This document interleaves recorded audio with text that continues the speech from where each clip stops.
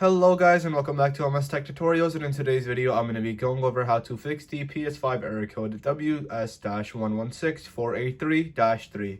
So let's get started. So the first thing you guys are going to do is simply head over to settings.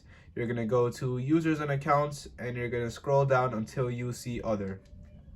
Now from other, you're going to go to restore licenses and you're simply going to hit restore.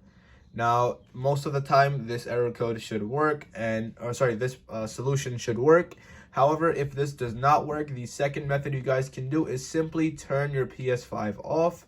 You're just gonna, just simply turn it off.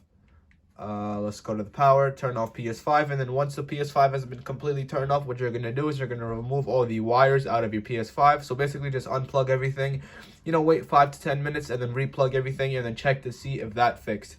Usually that should fix this error code as well. And yeah, so that is it for the video. Thank you guys for watching. Make sure to give the video a thumbs up, subscribe to the channel, and have a great day.